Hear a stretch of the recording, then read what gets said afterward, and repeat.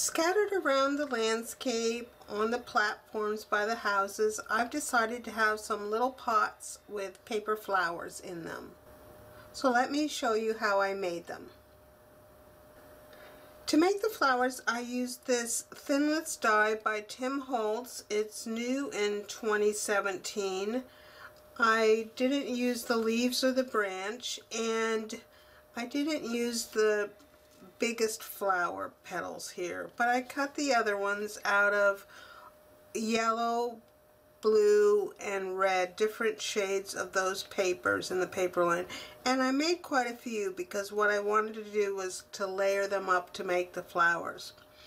So let's see how I did that. Here on my mouse pad I have some of those flower shapes, and these are, I'm going to put them together in sets of 2.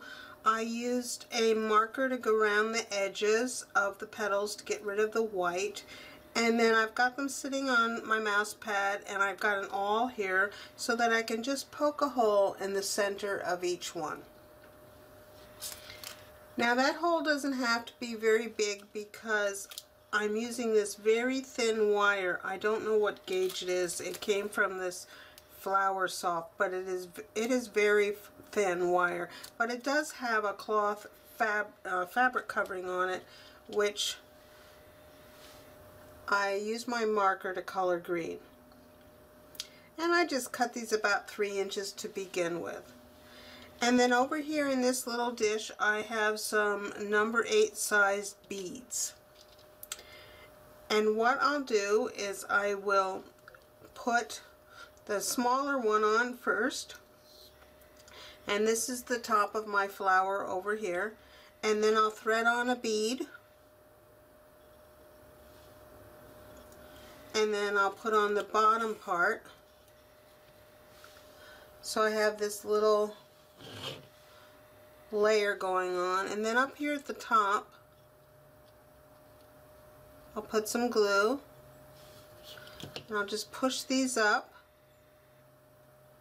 I'm going to actually separate this a little bit and just put a little bit of glue right in here as well. And then I'll take another bead and I'm going to put it right on the top. And then I'll hold my finger on the top and just push up from the bottom so that the top bead ends up flush against the top of the wire there.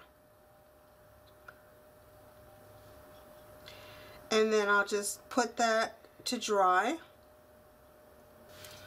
Now I've just stuck all my little flowers in some blocks of styrofoam here while they dry. And sometimes you can see the tip of that wire sticking through, and I've just got a little gesso here that I can tap on the top so that I won't see that wire coming through. It only takes a second if you've got that problem, and now the centers look very nice. Now I just got from the dollhouse section of the store some little miniature clay pots. Some of these are little wooden ones, and on the wooden ones I just use my marker to paint them black. And you can find these online. They're very inexpensive. And then to put the flowers in, this is little scraps of foam core that I've just cut from what was left over from making the project. And I'll just work on this one to begin with. I just cut some little pieces that will fit down inside. I'll glue them together and stick them down inside, so they're probably about 1/8 of an inch at least from the top of the container. And then I've just spread a little glue in my container, and I'll put these so that their cut edges are facing up. And just squish them down in there. So now I have this, and now I can decide how long I want the flowers to be, and then cut their stems and just arrange them and put them in there. I'll put some glue on the ends of their stems as I put them down into that foam core.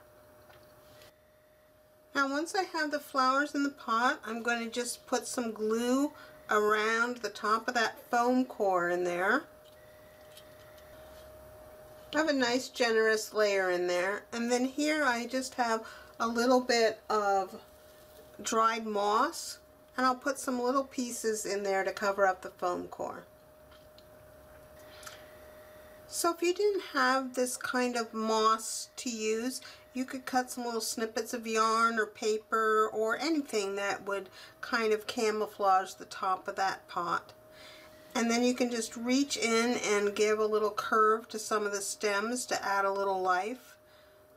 Now the die did come with leaves, but I thought that the flowers were too small to use them, but of course you can add them if you see fit. And then I'm just going to make a bunch of these little pots with various numbers of flowers to have in my project.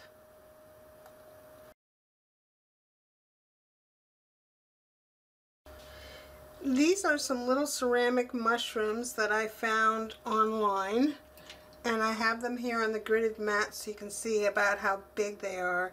And the tallest one here is about an inch tall, and then they just go down in size. Now when I bought these, they were all pastel shades, which I did not think went very well with the project, so I just used a little alcohol ink and a tiny brush to change the pastels to darker shades.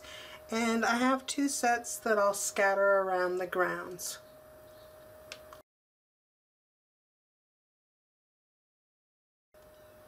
Now to finish the bucket, I have probably a 14 or 15 inch piece of my string here. I've tied a loop in one end and just put a bead on there just to give it a little weight. And then this bucket is pretty heavy. I just happen to have this blue flat piece of glass that I think I'll glue in the bottom of it, so it might look like some water that's in there, but that's not necessary. And then before I tie this onto the bucket, I'll thread it through my eyelet, of course, and then I'll just tie a knot here and finish off the ends nicely. Probably put a drop of diamond glaze or glossy accents on that knot so that it won't come apart.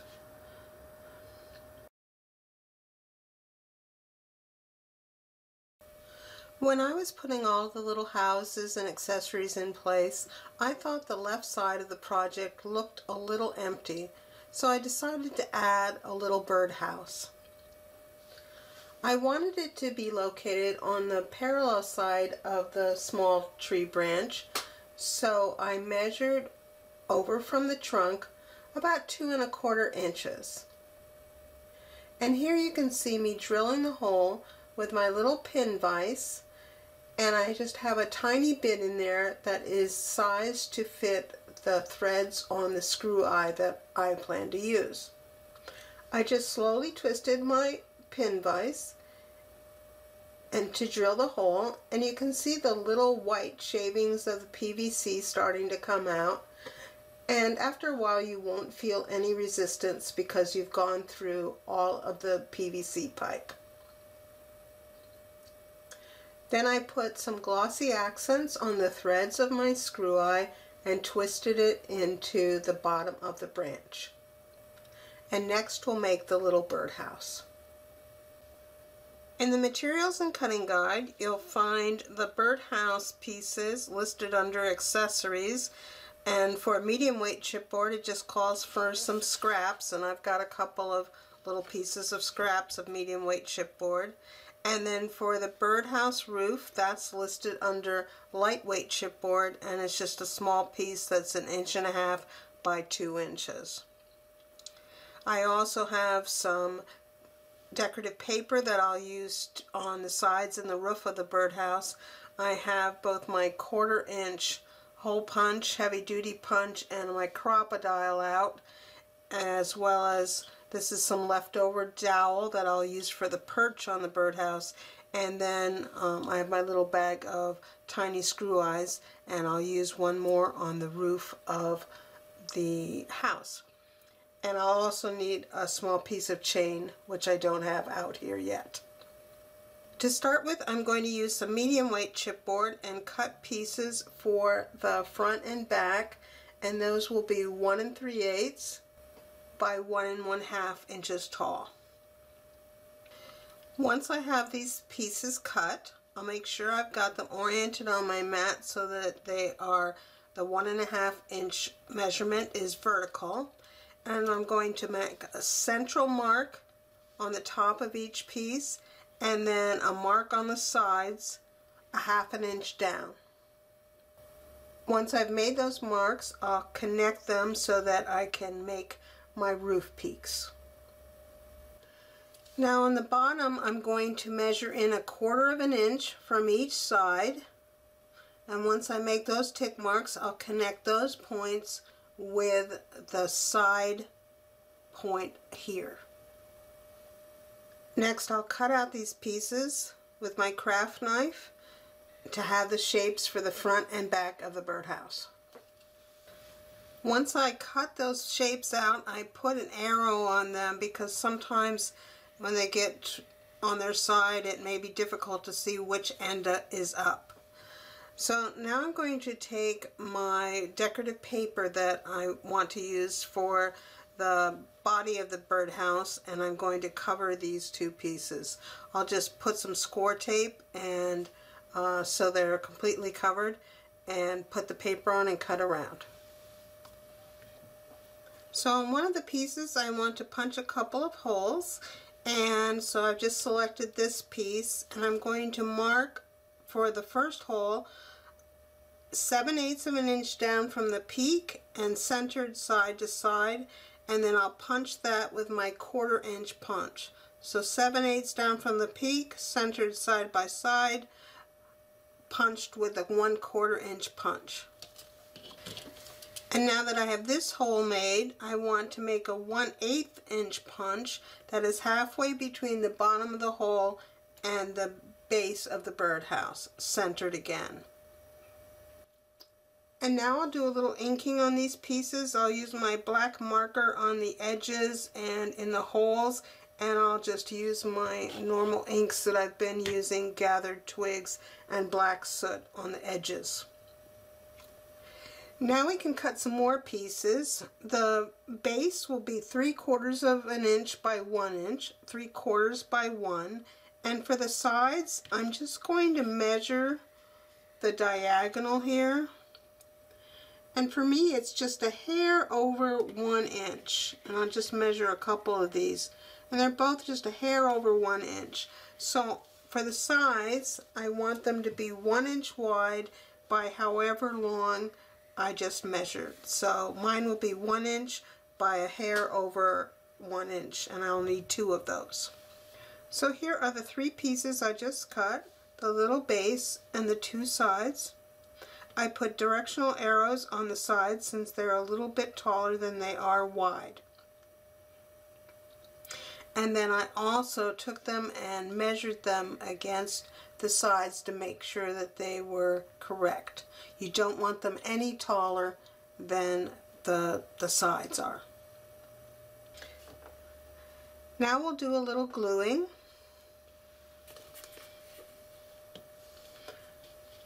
And I have a wet wipe handy because I'm working with pieces that already have decorative paper on, so I don't want to get any glue on them. So the sides and the front and the back are going to surround the base. So I put some glue to start with on the front side here, and then I'll put some on one side, one of the long sides. The front is going to go on the 3/4 inch side, and it just gets centered there.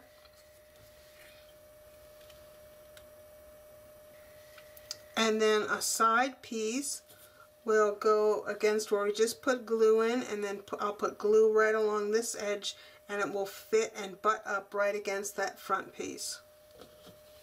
Then I put glue on the vertical edge of the other side and along the bottom on the inside, and I'll put this piece in place. And I'll just let that sit for a few minutes so I know I don't have any wet glue as I turn it around and put on the other side.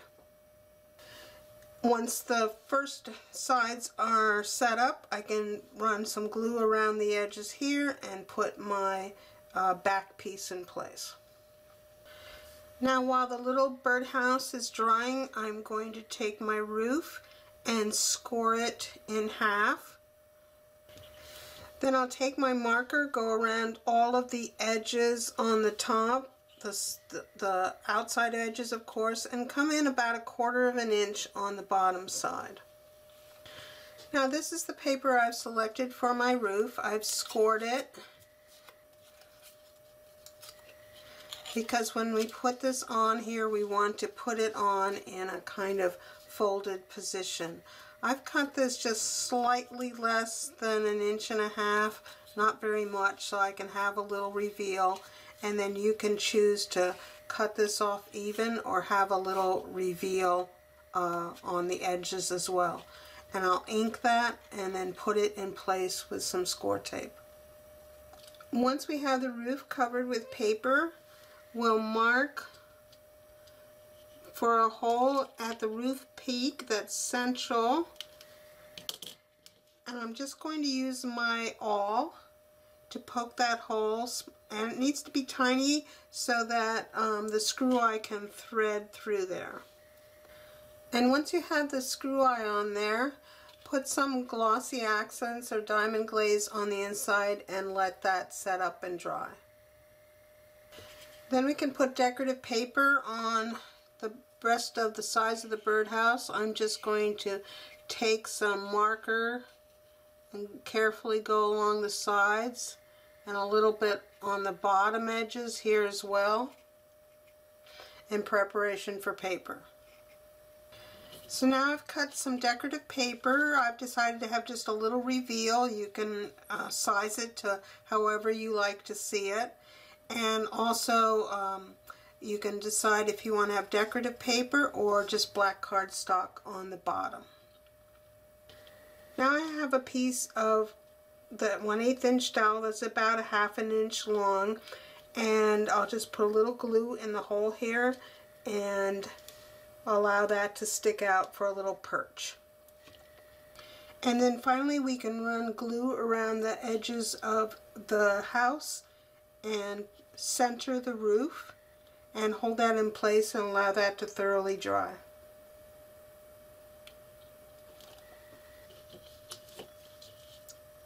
Then hold the little birdhouse up in your project and decide how long of a piece of chain you need to suspend it from the tree branch. And I've got a little piece here plus my 2 jump rings, and I'll just attach the chain with one jump ring to the birdhouse and with the other jump ring to the screw eye that's up in the branch.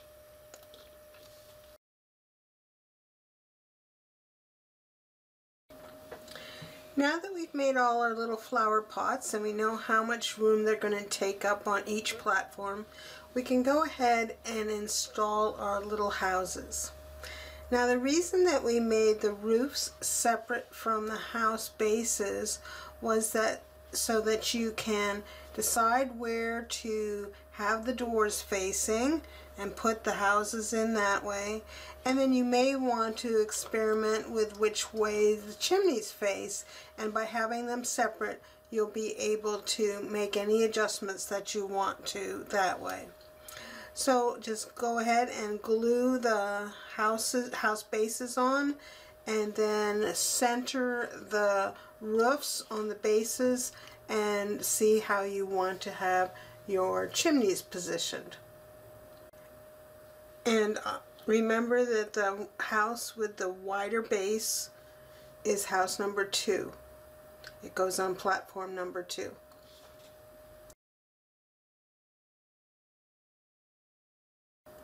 Now for the front stairs, I experimented with several colors of paper, and I decided I liked this red the best, but you can of course put any color on that you want to.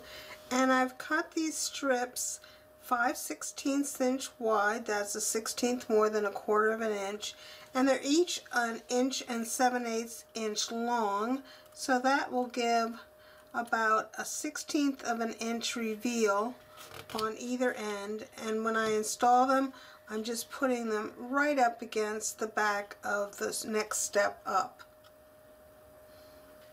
Now once you have the treads covered, put the steps in place and see if you want to cover the sides with decorative paper.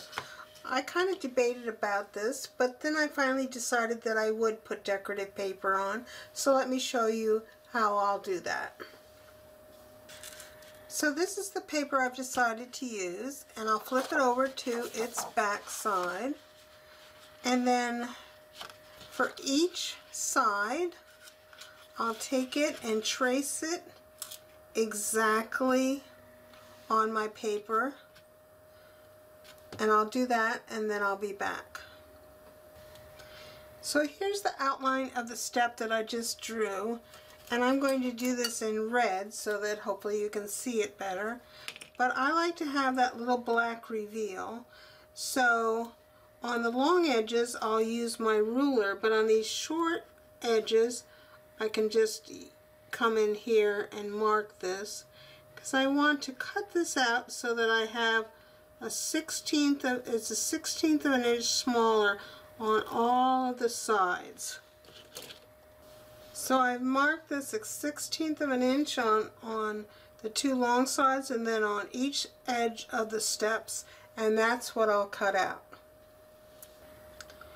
Once I've cut it out, I've backed the backside with some score tape here, and then I'll just take my craft knife and cut out exactly on the shape. Then I've inked my edges, and now I can install it on that side. So there's what the side looks like once it's installed, and I'll of course repeat that on the other side and then on the second flight of stairs. So here are the completed staircases, all ready to be attached to the project.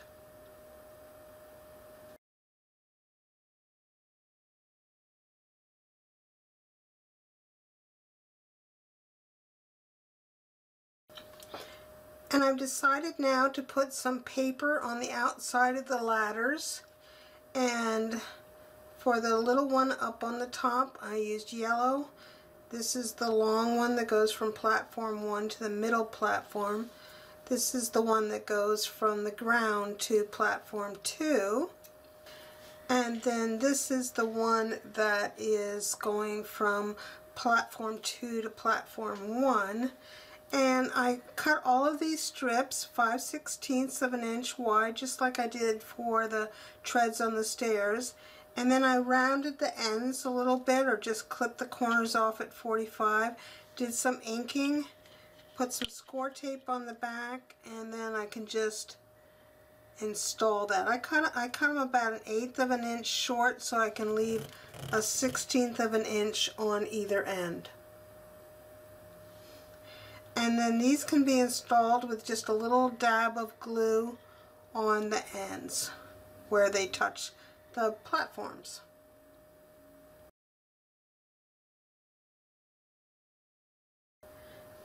Now we can install our little bridge that comes across, and the first thing we want to do is measure and see if we need all of the planks that we have or if we should take a plank out. So I'll just put the bridge in place. When you put the bridge in place, you want to basically have one plank that is on each end. Now the little corners can hang off a little bit, as you can see I have here, and depending on how much of a gap you have between the planks and how much of a kind of swaying look you want to have to the bridge, you may need to have 8 planks or 9 planks. And for me, I'm going to remove this last plank up here because I don't think I need it. So I'm going to take that plank off, and once I have the number of planks that I want to have, I'm going to tie each end of the strings off with a square knot such that the cord will hide underneath the last plank. Now before you trim your strings, go ahead and take this back to the project and make sure that it will fit So we're going to glue the last two slats to our platforms, but if you're like me, my string is a little bulky. So I have cut a piece of lightweight chipboard that is the right size to fit on the other side of my string, but fit underneath my platform, and then I'll just mark it and cut it to length to fit in between the side strings, and I'll do that for both ends. And then I'll take my black marker and color these pieces black before I glue them in place here. And I'll also, if you may want to put some glue on your knots in case you're concerned they will come untied. Now I'll run glue on each of those little pieces that I added, but I'll do it one at a time. I'll install one piece, and then I'll put glue on the other end and install that.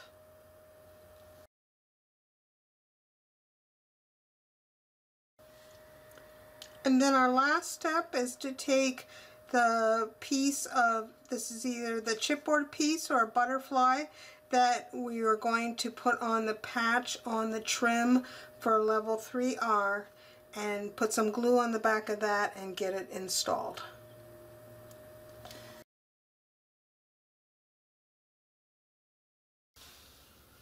So that completes the Treetop Fairy Village. Whether you have been building the project or just watching how it all comes together, I hope you have enjoyed the process. This is April with Craft Knife Chronicles. Thanks for watching, and bye for now.